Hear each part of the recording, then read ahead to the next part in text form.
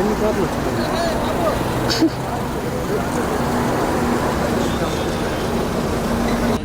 Thirty act అన్నారు, నేను వెళ్ళను అన్నాను, గ్రామానికి వెళ్ళను అన్నాను, నెల్లూరుకి కోఆపరేటివ్ అంటే ఎట్లా నేను వెళ్తానని చెప్పడం లేదు, నేను కోఆపరేటివ్ చేస్తాను. నెల్లూరు సిటీలోకి వెళ్ళడానికి ఇబ్బంది ఉంది.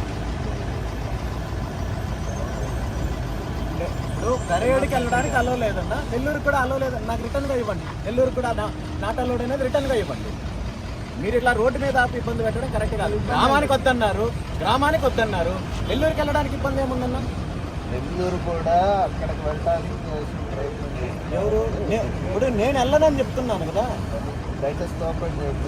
నేను కోఆపరేట్ చేస్తున్నానన్నా, ఇబ్బంది పెడుతున్నది మీరు. అలౌ చేస్తాం సార్, కొద్దిసేపు తర్వాత అలౌ చేస్తాం.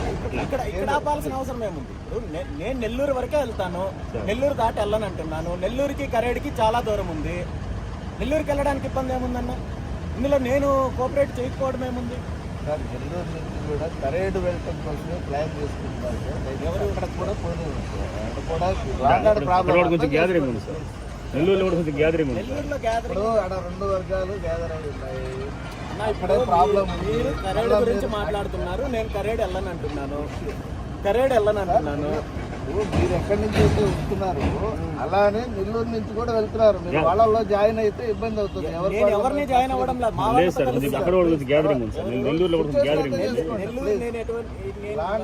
నాకు సంబంధించి ఎటువంటి గ్యాదరింగ్ లేదు. నేను సిటీలోకి అలౌ చేస్తాం సార్, కొద్దిసేపు అలౌ చేస్తాము. ఆఫీసర్ కూడా వస్తుంది, లేకపోతే వాళ్ళు మాట్లాడుతారు. అట్లాగే డిఎస్పీ, మా డిఎస్పీ గారు, ఎస్బీడీసీ గారు వస్తున్నారు. అసలు ఇప్పుడు మీరు కరేడికి వెళ్ళడానికి ప్రాబ్లం అన్నారు, కరేడికి వెళ్ళను అంటున్నాను. మీరు రోడ్డు మీద ఆపడానికి మీకు ఎట్లా? దానికి రీజన్ చెప్పండి అన్న. ఇప్పుడు కరేడికి నేను వెళ్ళను, కరేడికి వెళ్ళడానికి వచ్చాను. ఇప్పుడు చెప్తున్నారు కదా మీరు. ఇప్పుడు మీరు 30 యాక్ట్ అంటున్నారు, నేను వెళ్ళను అంటున్నాను. మీకు కావాలంటే రిటర్న్ గా ఇస్తాను. నేను కరేడికి వెళ్ళనని నేను రిటర్న్ గా ఇస్తానన్నా. మనం అలౌ చేస్తాం, కానీ టైం తర్వాత అలౌ చేస్తాం సార్. ఈ లోపల మా ఆఫీస్ కూడా వస్తారు. కొద్దిసేపు మన ఇక్కడ ఉంది సార్, మన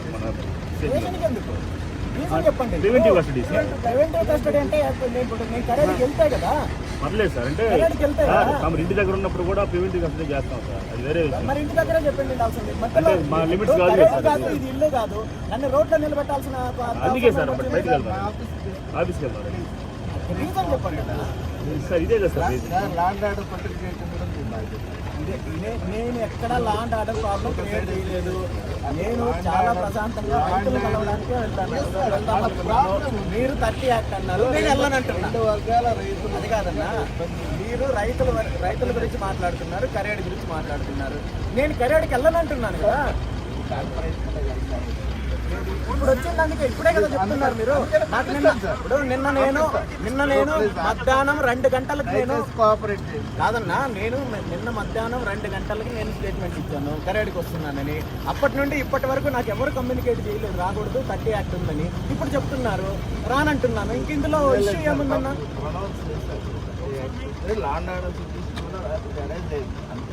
అవునన్నా, ఇప్పుడే కదా మీరు నాకు ఇన్ఫర్మేషన్ లేదు. నేను కోఆపరేట్ చేస్తున్నానన్నా. ఇప్పుడు కరేడు నేను అసలు నేను వెళ్ళనన్నా, ఈరోజు వెళ్ళను. సరే నేను వెళ్ళనంటే మళ్ళీ ఇష్యూ జరుగుతుంది. అందుకే సార్ మా ఆఫీస్కి వెళ్తాను. ఇక్కడ ఆపి రోడ్డు మీద ఇబ్బంది పెట్టడం కరెక్ట్ కాదన్నా. కరేడికి వెళ్ళొద్దన్నారు, కరేడికి వెళ్ళము,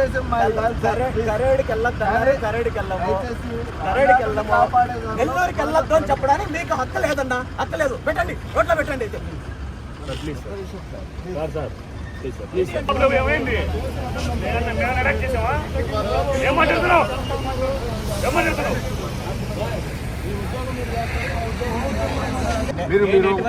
మీరు అలా కాదండి, మీరు ప్రోగ్రామ్ ఒకటి, మీ ప్రోగ్రామ్ ఒకటి టూర్ ప్రోగ్రామ్ ఇచ్చారు. టూర్ ప్రోగ్రామ్ వల్ల మాకు ల్యాండ్ ప్రాబ్లం వస్తుంది. దానివల్ల ఆ గ్యాదరింగ్ నెల్లూరు జిల్లాలోది, కరేడు కూడా వేరే జిల్లాలో కాదు, నెల్లూరు జిల్లాలోది. దానివల్ల నెల్లూరులో కూడా నాట్ అలౌడ్. ఎందుకు అలౌ చేయము? కానీ సమ్ కండిషన్స్ తోటి అలౌ చేస్తాం. చెప్తాం, చెప్తాం. మీరు ఇక్కడ రోడ్డు మీద కాకుండా మా దగ్గర రండి. ఇప్పుడు రోడ్డు మీద ఆపాల్సిన అవసరం ఏముంది? లేదు, మీరు అక్కడికి వెళ్తున్నారు కాబట్టి. ఎక్కడికి? అక్కడికి వెళ్తున్నారు కర్ణాటకకి వెళ్ళను అంటున్నా. మీ టూర్ ప్రోగ్రామ్ లో పెట్టారు.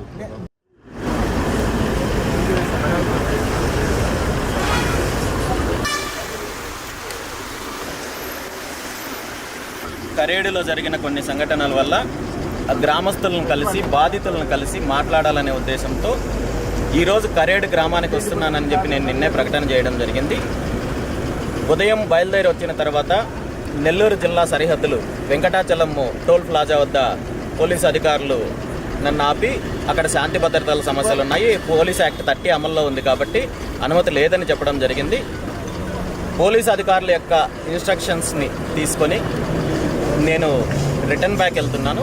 కానీ కరేడుకి ఈసారి పోలీసులు అనుమతి కోరి డెఫినెట్గా కరేడు గ్రామానికి వస్తాను, రైతులను కలుస్తాను. ఖచ్చితంగా రైతులకు న్యాయం జరిగేంత వరకు పోరాడతాను.